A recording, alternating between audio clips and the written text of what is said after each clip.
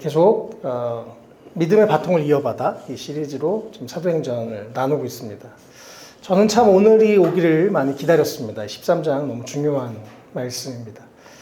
선교의 중심지가 예루살렘 교회에서 이제 안디옥 교회로 또 이방인을 위해서 준비된 사도 바울이라는 사람이 이제 믿음의 바통을 들고 달려가는 제1차 전도 여행이 시작되는 이야기입니다. 13장의 말씀이요. 우리도 진짜 이 사도행전에 기록된 성령님과 우리가 함께 동행하는 그런 놀라운 은혜가 있었으면 좋겠습니다.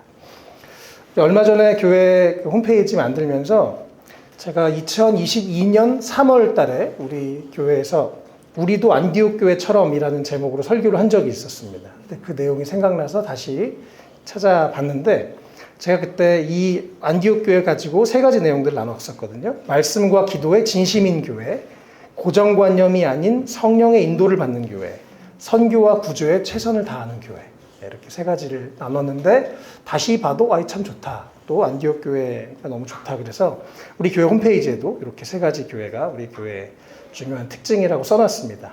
그 말은 우리 교회도 안디옥 교회처럼 성령님과 동행하고 성령의 음성에 순종하고 성령님께 쓰임받는 교회가 되면 좋겠다는 마음이고요. 그래서 오늘 다시 이제 우리가 또 사도행전 강해로 13장을 보게 됐는데 정말 우리 교회가 이런 교회, 또 우리 한 사람 한 사람이 말씀과 기도에 진심을 다하고 또 고정관념이 아니라 성령님의 인도함을 받고 또 선교와 구제에 최선을 다하는 우리 모두 또 우리 교회가 되면 좋겠습니다. 그래서 오늘 13장은 나를 향한 부르심은 어떻게 이루는가라는 제목으로 말씀을 함께 보도록 하겠습니다. 오늘 좀 본문이 긴데요. 세 가지 부분으로 나눠서 읽도록 하겠습니다. 먼저 성령님께서 안디옥 교회에 말씀하시는 장면입니다. 먼저 이 안디옥 교회, 지금의 시리아 땅, 지금 레바논이랑 또 이스라엘이 싸우고 시끄러운 중동 지역에 시리아 땅에 있는 안디옥이라는 곳의 교회, 그곳에 예언자들과 교사들이 있었다고 1절에 말합니다. 이 교회는 참 특별한 교회였습니다. 이 성경에서 사람이 나올 때 우선순위, 비교적 더 중요하거나 권위가 있는 순서로 기록되어 있는 경우가 거의 대부분인데요. 먼저 우리 저번에 예루살렘에서 파송된 바나바가 안디옥 교회에 와서 사울과 함께 사역을 하면서 큰 부흥이 안디옥 교회에서 일어난 거 우리가 11장에서 봤었죠. 그리고 드디어 이방인들에게 복음이 전파되기 시작되는, 외국인들에게, 유대인만이 아니라 이방인들에게 복음이 전파되는 것도 안디옥 교회였는데요. 그래서 안디옥 교회에 여기 5 지도자가 나옵니다. 첫 번째는 바나바고요. 우리가 알고 있는, 또 바나바는 사실 정통 유대인이면서 레위인입니다. 두 번째 이 포지션에 있는 분이 니게르라고 하는 시몬, 니게르라는 말은 흑인이라는 단어. 또 그래서 아마 노예로 추정됩니다. 이 당시에는 위계가 철저한 사회였는데 노예가 전혀 인간 이하의 취급을 받던 노예가 이 안디옥 교회의 두 번째 지도자가 됐습니다. 참 놀랍죠. 그래서 여기는 인종을 뛰어넘고 사회적 지위를 뛰어넘어서 예수 안에서 서로를 형제자매로 여기며 존중하며 주의 몸되는 교회를 세워가는 사람이었습니다. 바나바가 또 오늘 본문에서 이제 떠나니까 그러면 니게르라고 하는 시므온이 교회를 인도하지 않았을까 싶습니다. 어떤 사람들은 구레네 시몬이라고 얘기하는 사람도 있는데 확실하지 않고요. 그 다음에 구레네 사람 루기오라는 사람이, 또 구레네라는 곳도 지금의 리비아 지역의 키레네라는 곳입니다. 우리 성경에는 구레네라고 되어 있죠. 원래 키레네라는 지역이고 북아프리카 리비아 지역 사람입니다. 그래서 뭔가 약간 까무잡잡한 중동과 흑인한 중간 정도 되는 그런 분이셨던 걸로 보이고요. 그 다음에는 또 분봉왕 헤롯과 더불어 어릴 때부터 함께 자란 마나엔이라는 사람. 이 헤롯은 헤롯 안티파스라는 사람인데요. 예전에 세례 요한을 목베어 죽였던 사람이고 누가복음 23장에서 예수님을 재판했었던 사람입니다. 그 헤롯과 어려서부터 함께 자랐던 마나엔. 그러니까 그 당시에 아주 엄청난 인류 지배 계층이죠. 유대인들 안에선. 그런데 그가 이 교회 지도자로 함께 있었습니다. 그러니까 정말 예수 안에서 그 당시의 상식을 완전히 깨버리는, 교회는 이런 곳이구나. 세상에 우리 현대 사회에서 돈이 있고 빽이 있고 권력이 있고 전혀 상관없이 정말 이 사자와 어린 양이 함께 어울리는 그런 교회의 모습을 여기서 볼 수 있어서 참 감사하고 아름답습니다. 그 헤롯이랑 같이 컸는데 어렸을 때는 이 마나에는 교회 지도자가 됐고 그 헤롯은 막 세례요한을 죽이고 이런 아주 악한 일을 많이 행하는 사람이 됐어요. 참 안타깝기도 합니다. 또 마지막으로는 저번에 사울, 바나바가 데리고 와서 안디옥에서 섬겼던 사울, 이렇게. 또 이 사울도 사실은 얼마 전까지만 해도 조금 시간이 지났지만 교회를 핍박하고 예수 믿는 사람들 죽이던 그 사울이 교회 지도자가 되어 있습니다. 참 놀랍죠? 예, 그래서 교회는 참 신비한 곳입니다. 주님이 주인이 되신 이 세상과는 다른 곳이죠.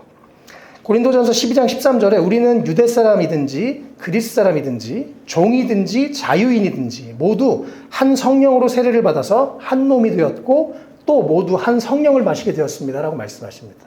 네, 그래서 진짜 성경적인 교회는 이렇게 정말 지위 고하를 남녀노소를 불문하고 함께 가족이 될 수 있는 것이 교회인 것이죠. 그래서 안디옥 교회는 참 이렇게 아름답고 또 다민족이 연합하는 그런 교회였습니다. 그런데 2절에 그들이 주님께 예배하며 금식하고 있을 때 성령님이 그들에게 말씀하셨습니다. 이거 학자들이 연구한 거에 따르면 이 사역자들 몇 명이 기도한 게 아니고 안디옥교회 성도들이 주님께 예배하며 금식하는 것을 즐겨했다라고 보는 게 좋다고 합니다. 우리 교회도요, 사역자들만이 아니라 우리 모두가 더 즐거이 예배하고 기도하고 금식하고 우리 주님을 찾는 우리 모두가 되면 좋겠습니다. 제가 여러 번 말씀드리지만 저는 인생의 중요한 결정을 앞두면 반드시 3일 금식을 합니다. 그리고 주님께 응답을 받고 움직입니다. 그때마다 주님이 가장 좋은 길로 응답을 하시는 것들을 많이 경험하게 됩니다. 또 이들이 충분히 예배하고 금식하니까 성령님이 그들에게 말씀하십니다. 정말 기도할 때 성령님이 역사하세요. 그래서 우리가 예배하고 기도하는 것 너무너무 중요합니다. 요즘에 우리 계속 3시부터 3시 반까지 예배 위해서 예배 전에 기도하는데 오셔도 됩니다. 네, 할 수 있으면 우리가 더 많이 기도할 수 있으면 좋겠어요. 그리고 성령님이 그들에게 말씀을 하셨어요. 2절에 너희는 나를 위해서 바나바 사울을 따로 세워라. 내가 그들에게 맡기려 하는 일이 있다. 무슨 일인지도 모르고 그냥 두 사람을 따로 세우라고 합니다.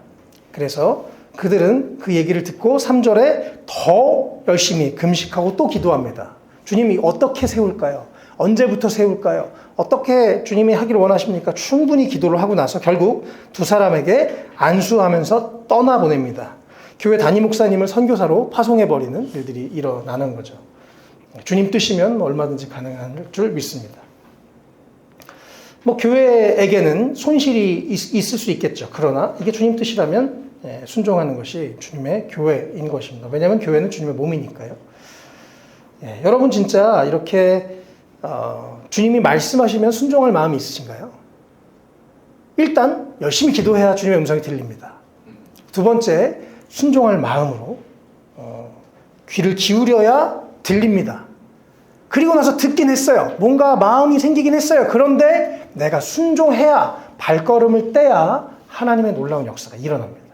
그래서 오늘 나를 향한 부르심을 어떻게 이루는가 제 제목을 드렸는데 첫 번째 이 내용을 해서 성령님의 음성에 귀를 기울이고 무엇이든 순종하시기를 축복합니다. 제가 중국에 선교사로 갈 때였어요. 제가 원래는 A교회, B교회 두 교회에서 전도사 사역을 했습니다. 사실은 제가 군대에서 제대하고 B교회에서 우리 이제 호민 간사님 나중에 고영 목사님 같이 한 교회에서 있었었는데 B교회가 개척을 할 때 제가 청년으로서 찬양인도를 하고 있었습니다. 그러다가 A교회가 또 개척을 서로 잘 아는 목사님들이시고 너무 제가 사랑하고 존경하는 두 분이 또 서로도 잘 아시고 근데 A교회가 개척을 한다는 소식을 들었어요. 근데 하나님의 마음을 이렇게 주셔서 저와 아내가 저희가 결혼하기 전이었는데 이 A교회 개척 멤버로 여기서 파송을 받아서 갔습니다. 그래서 A교회가 이제 개척을 해서 막 강남에서 교회가 이제 진행이 되고 있었습니다. 그런데 어느 날 B교회에서 연락이 왔어요. 좀 와달라. 교회가 좀 어려우니 도와달라. 그러셔서 B교회 목사님, A교회 목사님한테 저희 가정을 좀 빌려달라고 이렇게 임대 요청을 하셨습니다. 그래서 1년 반 임대를 계약을 하고 제가 B교회에 가서 섬기게 됐어요. 그래서 B교회에서 이제 섬기고 있는데 한 1년 정도가 지났나? 마음에 두 마음이 있는 거예요. 약속한 대로 1년 반 뒤에 돌아가야지. 혹은 여기 더 있으면 좋겠다 싶기도 하고 교회에서도 좀 더 있으면 좋겠다 이런 이야기도 하시고 그래서 제 안에 갈등이 되고 고민이 됐습니다. 근데 제가 그때 이제 신학대학원을 다니고 있을 때여서 하나님 제가 장기적으로 여기도 좋고 여기도 좋은데 어디로 가야 되겠습니까? 라고 이렇게 간절히 기도를 하고 있었어요. 한두 달, 주님, 제가 졸업하면 앞으로 졸업하고 좀 장기적인 방향으로 이제 교회를 정해야 될 텐데 어떻게 해야 될까요? 한두 달 정도 기도하는 가운데 어느 날 주님이 명확하게 여기도 아니고 여기도 아니고 중국으로 가라라고 말씀하셨습니다. 그래서 그날 바로 주님 뜻이면 순종하겠습니다라고 결단하고 마음을 정했어요. 그리고 나서 이제 A교회 목사님한테는 제가 다시 원래 돌아가기로 했는데 못 갔으니까 목사님, 그래서 연락을 해서 찾아뵙습니다. 그래서 말씀을 드리려고 하는데 목사님이 먼저 저한테 내가 얼마 전에 네 꿈을 꿨는데 꿈에서 네가 중국에 가더라. 그런 얘기를 하셔서 저 사실 그 얘기 드리려고 왔어요. 그래서 한 번에 통과가 됐습니다.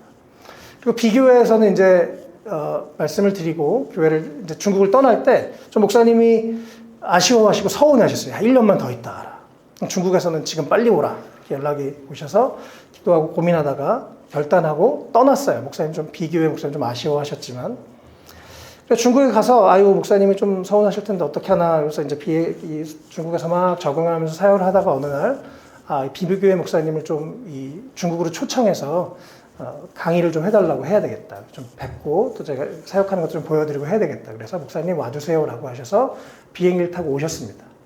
오셨는데 하루가 지나고 바로 그 다음날 여기 현재 선교사님이 심장마비로 돌아가셨어요. 그래서 수업을 더 할 수가 없고 이 B교회 목사님이 다시 한국으로 이제 중간에 일정을 바꿔서 한국으로 돌아가시면서 이때 오기를 하나님이 이때 오라고 하셨나 보다 이런 말씀을 하시면서 가셨습니다. 순간순간마다 성령님이 인도하시는 것 너무너무 놀랍더라고요. 기도하고 성령님께 순종하는 것 너무너무 중요합니다. 여러분 진짜로 우리 모두가 여기에 계신 모든 분들이 설교를 들으시는 모든 분들이 성령님의 명확한 음성을 들으시면 좋겠습니다. 자, 이번에 우리 올해 1월에 스마일 2024라는 제목 주제로 올해 교회 표어를 정했습니다. 기억하신지 모르겠어요. 저는 계속 올 한 해 하나님 우리 한 사람 한 사람에게 인생의 전환점이 될 만한 너무나 기뻐서 견디지 못할 만한 응답들을 주십시오라고 기도하고 있습니다. 근데 저는 오늘 다시 한번 여러분 이것을 기억하고 기도하면 좋겠다 이런 마음을 주님이 주셔서 기억하시고 기대하는 마음으로 기도하시면 좋겠어요. 주님 나에게도 내 삶에 명확한 꿈을 주시고 비전을 주시고 만남을 주시고 소망을 주시고 새로운 길을 열어주십시오라고 기도하는 우리가 되면 좋겠습니다. 여기서 너무 작은 일이 있어요. 그냥 기도하다가 음성을 들었어요. 너네 2명 이렇게 따로 세워라. 그런데 이 일이 온 세상을 바꾸는 놀랍고 위대한 일이 시작됐습니다. 우리는 몰라요. 나중에 어떤 일이 일어날지 우리 인생에서. 하나님이 어떻게 우리를 사용하시고 인도하실지 아무도 모릅니다. 그러나 그냥 순종하는 것입니다. 왜요? 주님을 신뢰하고. 그래서 우리가 주님의 음성을 귀 기울이고 순종하는 우리가 되면 좋겠습니다. 하나님께서 창세기에서 빛이 있으라. 빛이 생겼습니다. 그 빛이 지금까지 있습니다. 앞으로도 있을 거예요. 하나님이 한 말씀만 하시면 그 말씀의 능력이 지금까지 계속해서 온 세상 가운데 역사가 되어지는 것입니다. 두 사람이 가라. 그래서 이들 두 사람을 통해서 성령의 인도함을 받아 이들이 앞으로 여러 지역에 다니면서 복음을 전하고 교회를 세우고 그 복음이 전 세계를 향해서 전파되는 그런 놀라운 일들이 일어난 것이죠. 이것이 우리 삶 가운데 일어나면 좋겠습니다. 그래서 성령님의 음성에 귀를 기울이고 무엇이든 순종하는 또 오늘도 함께 우리가 그걸 위해서 기도할 텐데요. 그럼 우리가 되면 좋겠습니다. 4절에서 12절까지 두 번째 부분입니다. 이번에 키프로스라는 데서 선교하는 장면입니다. 어쨌든 안디옥 교회가 파송을 했죠. 주님의 말씀에 순종해서 기도하다가 음성을 듣고 또다시 금식하고 기도하면서 잘 준비해서 파송을 했습니다. 그리고 4절에 특별히 바나바 바울이 성령이 가라고 보내셨다라고 여기서 한 번 더 말씀하십니다. 왜요? 궁극적으로는 사람이 가려고 한 게 아니고 성령님이 인도하시고 주도하시는 거기 때문에 그렇습니다. 교회와 하나님의 사역은 성령님이 주도하시는 것입니다. 우리가 머리가 되는 것이 아니고 성령님께 순종하며 따라가는 것이죠. 그리고 이제 지도를 좀 볼게요. 4절에 이들이 먼저 실루기아라고 지금 저쪽에 보이시죠? 저 안디옥이 시리아, 지금도 시리아 땅 안디옥이 있습니다. 그리고 옆에 이제 실루기아는 안디옥에서 바닷가로 내려가서 보통 이제 배로 이동했으니까요. 실루기아에 내려가서 살라미라는 곳에 5절에 도착했다고 하죠. 이 키프로스 섬, 사이프러스라는 지금도 키프로스가 이제 하나의 섬나라 하나가 이제 나라 별도의 국가로 되어 있습니다. 여기가 마침 이 바나바의 고향이에요. 그래서 바나바의 고향으로 먼저 키프로스로 출발합니다. 뭐 익숙한 데로 먼저 가지 않았을까 싶고 어쨌든 성령님의 인도하심이 있지 않았을까 싶습니다. 그래서 살라미에서 저 아래 이제 바보라는 섬으로 원래 파포스인데 바보같이 번역을 해가지고 바보고 그 다음에 이제 저 위로 해서 이렇게 돕니다. 그래서 오늘 이제 13장이랑 14장까지 해서 1차 전도 여행이 진행이 되는데요. 학자마다 46년에서 48년, 47년에서 49년, 어쨌든 한 2년 정도, 한 2200에서 2300km의 거리를 2000년 전에 배를 타고 걷고 하면서 저 지역을 지났습니다. 지금 저 지역들은 다 시리아 말고는 저쪽 북쪽은 다 지금 터키 땅입니다. 튀르키예에서 지금 주로 사역을 했었던 모습입니다. 네.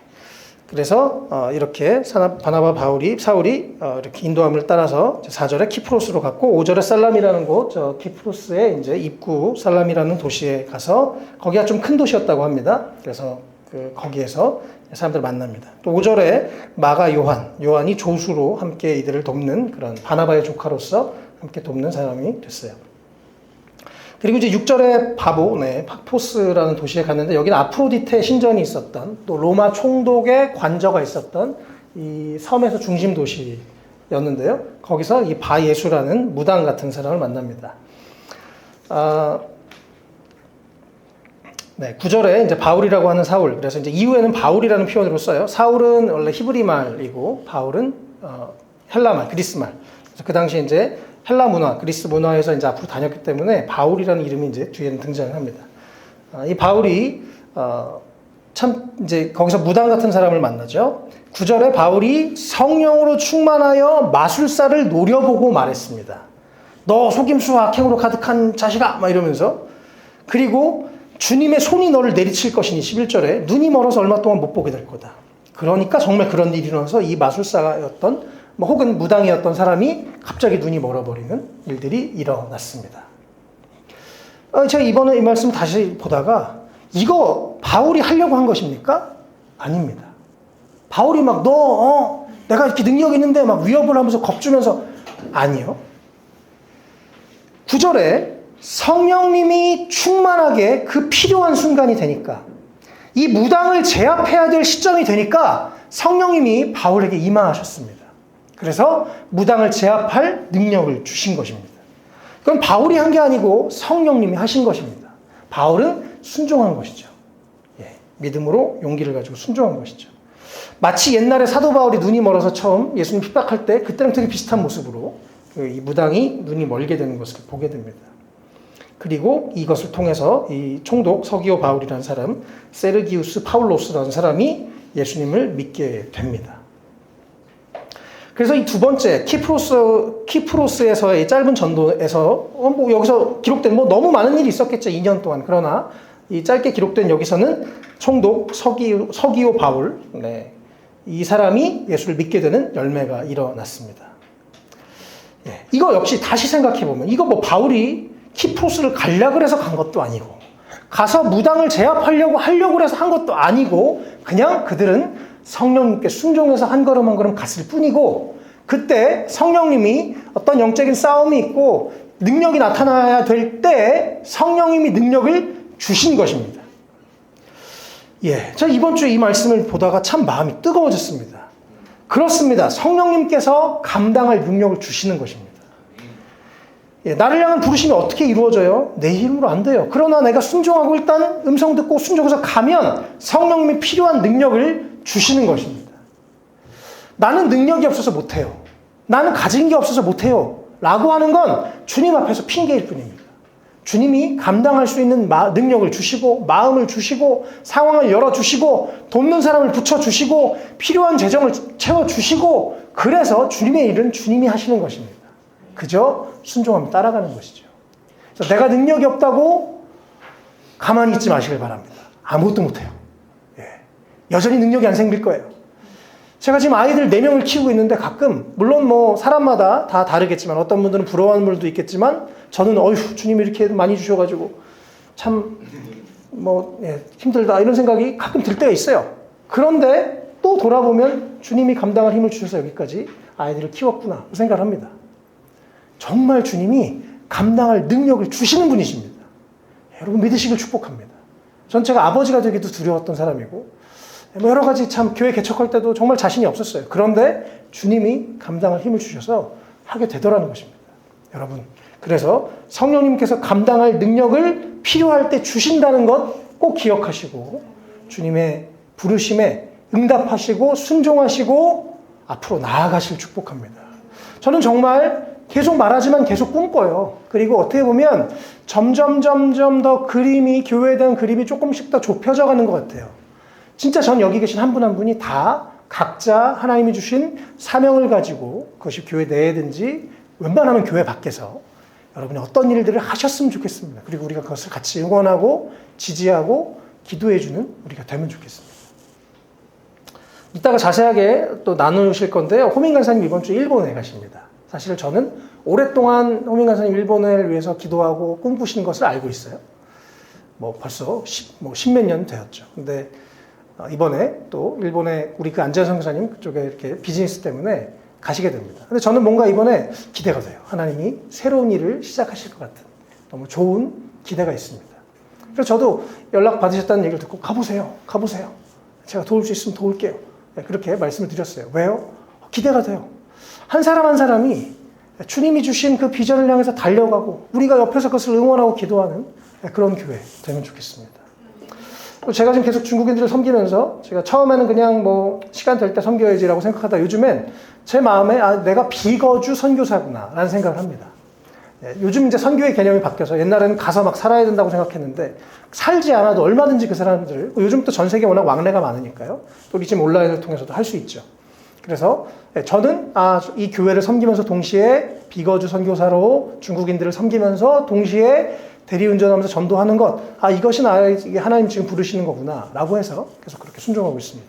감당할 능력을 주시더라고요. 여러분, 그래서 지금에 만족하지 마시길 바랍니다. 그리고 뭔가 나만이 할 수 있고 꼭 내가 꼭 해야 되고 내가 그것을 할 때 심장이 뛰고 행복하고 즐거운 일들 주님 안에서 시도하시길 바랍니다.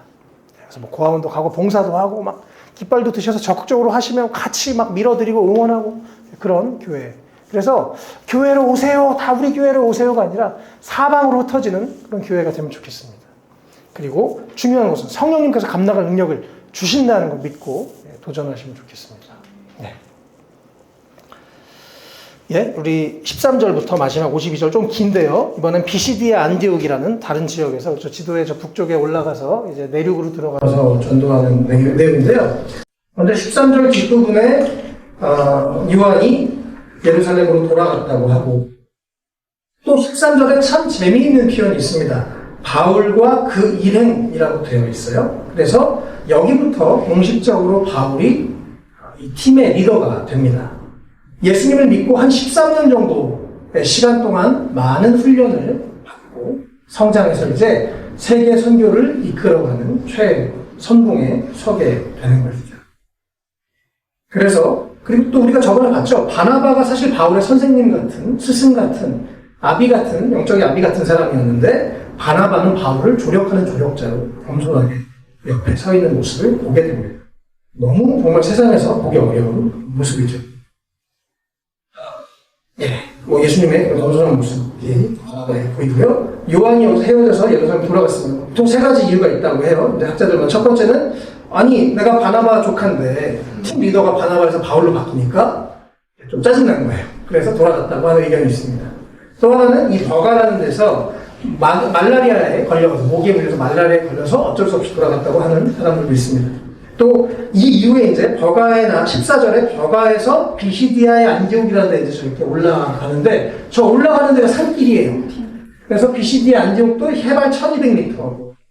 저기를 넘어가려면 해발 2000m의 산을 우리 한라산 꼭대기를 넘어가야 되는 상황이었는데 산을 보고 돌아갔다고 얘기하는 사람도 있습니다. 부잣집 아들이 어이구 이거 안 되겠네 이래서 그렇게 여러 가지 학자들이 추측했습니다. 어쨌든 요한은 돌아갔어요. 그리고 이들은 힘들게 여기 기록은 자세히 되어 있지 않지만 저 비시디아 안디옥까지 산을 넘어서 바나바와 바울이 가서 그분을 전했는데 놀라운 하나님의 역사들이 일어납니다. 이들은 계속 가는 데마다 일단은 이 둘 다 유대인이었기 때문에 안식일에 이 회당에 들어갑니다. 회당에서는 금요일마다 샤밧 예배를 하고 있었기 때문에 거기서 먼저 하나님의 말씀을 전합니다. 17절부터 41절까지 사도 바울의 설교인데 역시 너무너무 중요한 구약의 말씀을 쭉 연결해서 출애굽기부터 시작해서 여러 가지 구약의 이야기를 나누고 특별히 그들이 생각하고 했던 최고의 왕, 다윗의 후손으로 다윗의 왕위를 이어서 영원한 메시아가 올 거라고 예언되어 있었는데 그 예언된 메시아, 그분이 바로 예수다라고 사도 바울이 여기서 유대인들에게 알아들을 수 있도록 유대인의 그 말씀들을 쭉 인용해서 말씀합니다. 역시 기승전 예수 이렇게 얘기를 합니다. 26절에 하나님께서 구원의 말씀을 보내셨습니다. 그분이 바로 예수님이라고 얘기하고 또 28절에 예수님의 죽으심에 대해서 얘기하고 또 29절에 30절에 예수님의 부활에 대해서 얘기합니다. 가장 핵심적인, 복음의 핵심적인 예수님의 죽음과 부활에 대해서 나누고 32절에 이제 그 하나님이 예전에 약속하셨던 그 메시아가 예수고 예수가 왔다가 죽었고 부활했고 살아났고 다시 승천하셔서 이 기쁜 소식을 여러분에게 전합니다. 32절에 그들에게 바울이 복음을 전합니다. 사실 이 사람은 바리새파 사람으로서 율법에 구약에 아주 능통한 사람이었죠. 그래서 예수를 믿고 나니까 와, 그 메시아가 예수네. 구약 성경이 다 이해가 된 거예요. 그래서 이제 자기가 그동안 13년 동안 갈고 닦고 정리했던 것을 담대하게 복음을 전하기 시작합니다. 저는 제가 바울을 볼 때마다 저랑 너무 다른 사람이어가지고 저는 좀 베드로과인 것 같아요. 개인적으로 생긴 건 그렇지만 단순하게 행동하는 걸 좋아하는데 사도 바울은 막 이렇게 참 논리적으로 하는 거 보면서 참 멋집니다. 주님이 어쨌든 각자의 은사로 사람을 쓰시죠. 예수님의 부활에 대해서 얘기하고 구약 성경 중요한 구절들을 계속 인용하면서 바로 그 인용되었던 그 약속했었던 그 메시아가 예수고 예수가 왔고 죽으시고 부활했고 그래서 37절에 예수님은 죽음의 권세를 이기시고 썩지 않고 부활하셨고 38절에 여러분 예수님 때문에 죄 용서를 받을 수 있습니다. 39절에 예수님 때문에 의로워질 수 있습니다. 누구나 다 예수 안에서 의로워질 수 있습니다라고 복음 핵심을 계속 전하고 있습니다.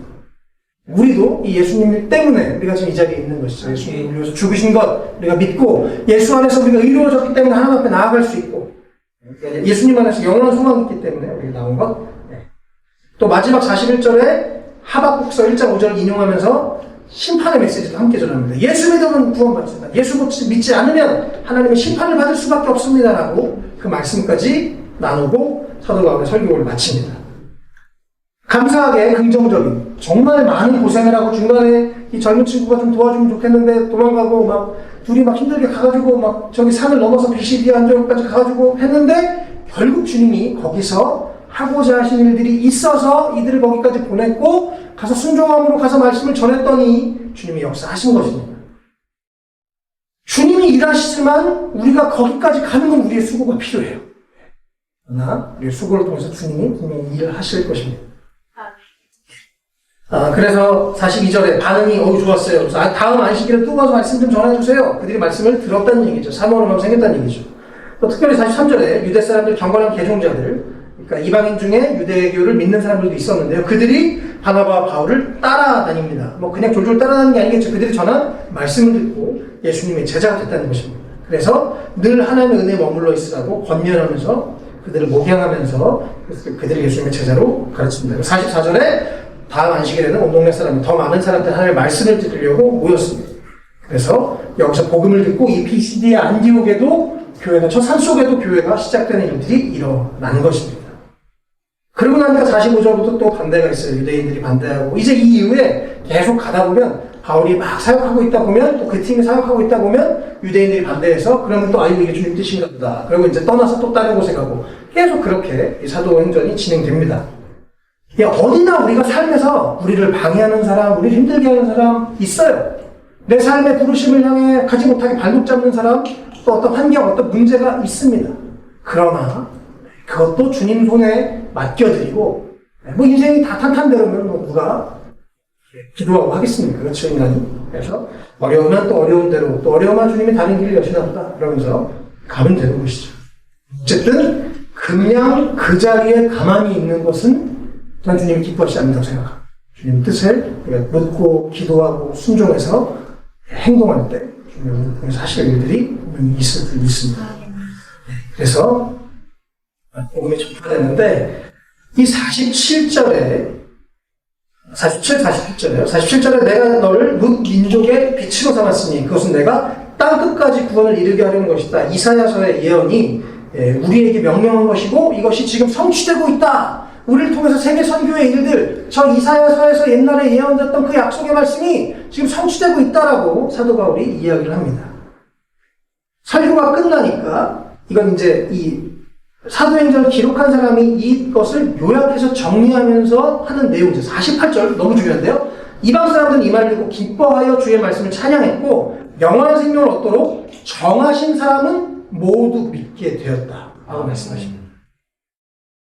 하나님이 작정하신 사람들, BCD의 안디옥 교회, 그 전에 뭐 복음이 전파됐는지 안 됐는지는 잘 모르겠어요. 아마 사도행전 2장에서 온 사람들 중에 일부들이 거기에 가서 복음을 전하고 할 수 있었겠지만 어쨌든 바나바와 바울 두 사람을 따로 세우라 성령님이 말씀하셨고 그 두 사람이 저 멀리 있는 BCD 안디옥까지 가서 하나님이 예정하시고 계획하신 그 사람들을 만나서 복음을 전하고 거기 교회가 세워지고 그들이 예수를 믿게 되는 일들이 일어난 것이죠.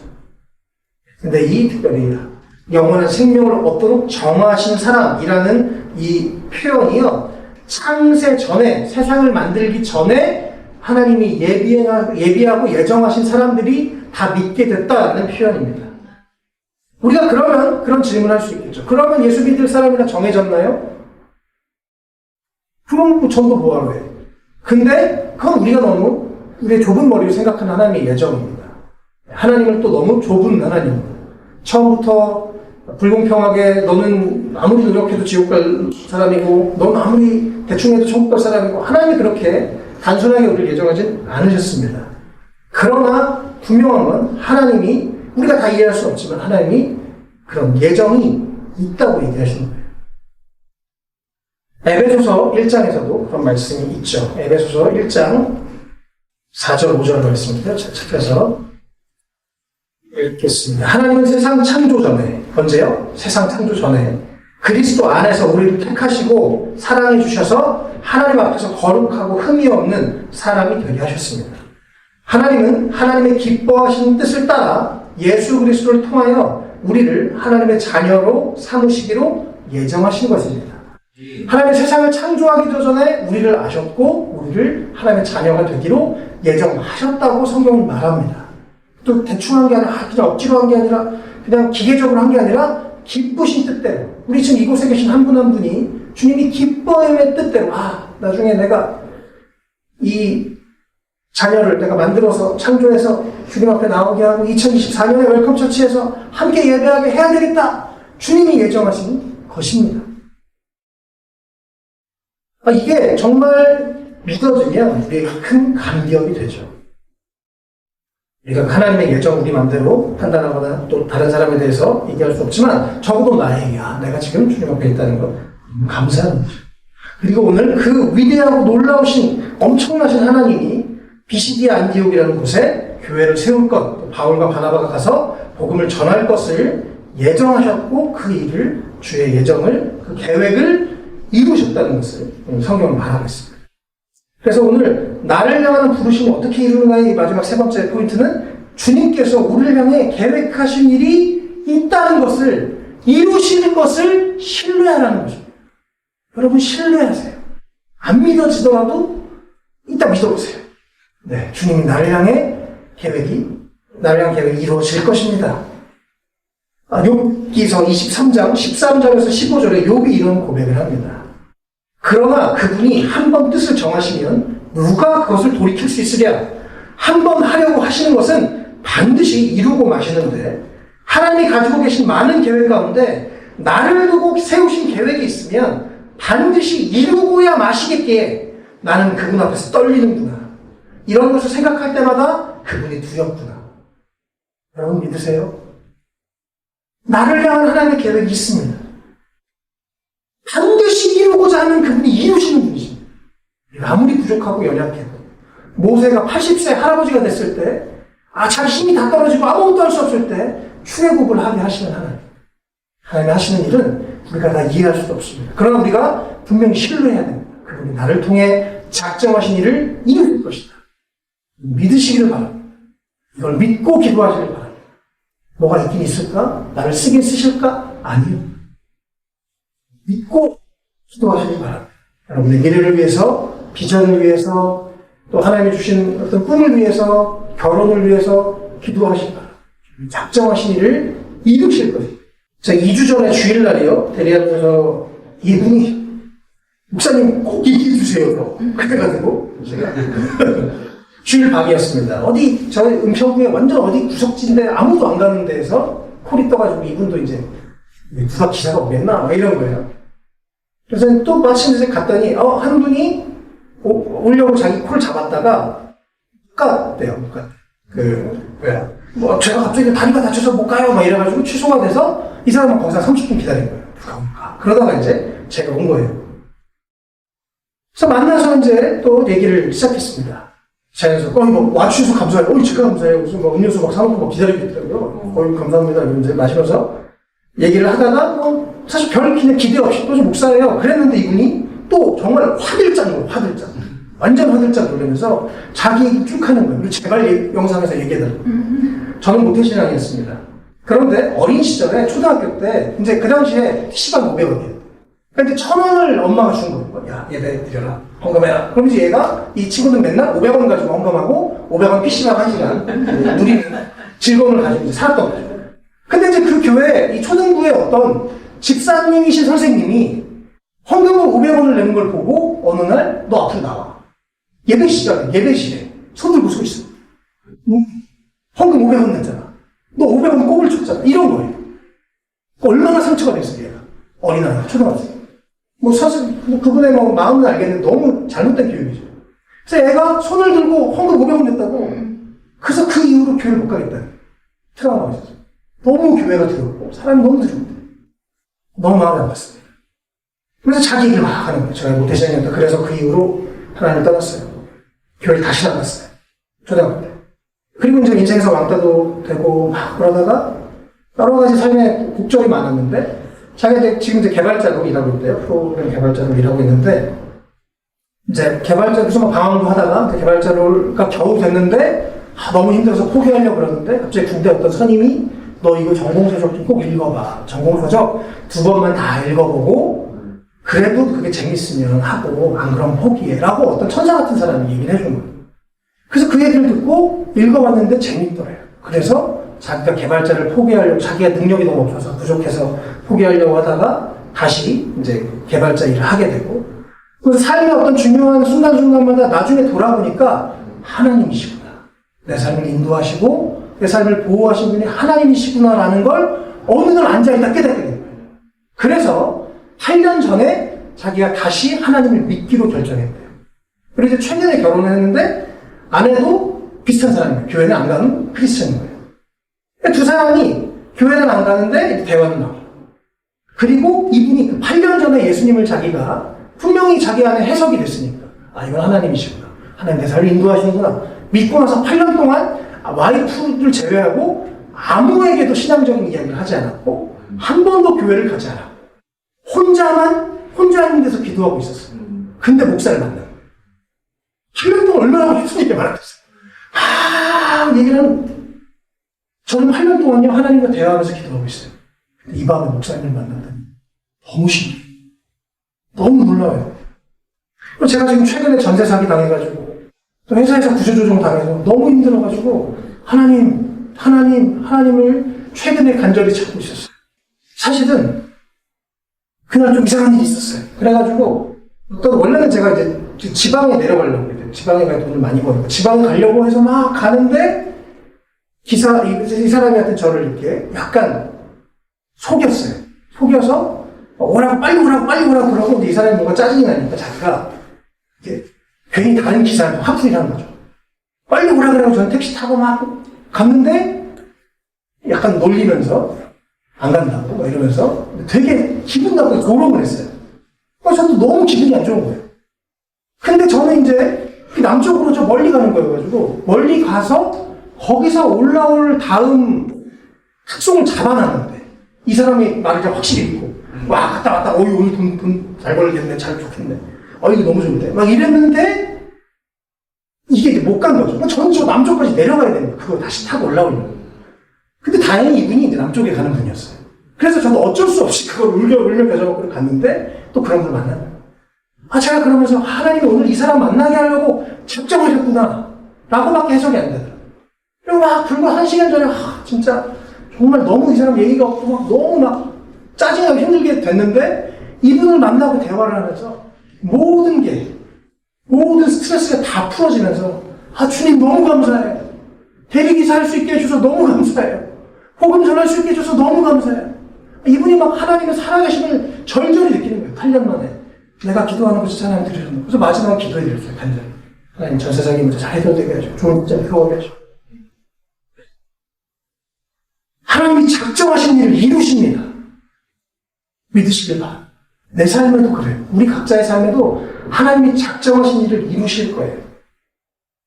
그래서 이들이 비시디아 안디옥에서 하나님이 48절에 영원한 생명을 얻도록 정하신 사람은 모두 믿게 되고 그 말씀이 온 지방에 퍼져나가는 일이 일어납니다.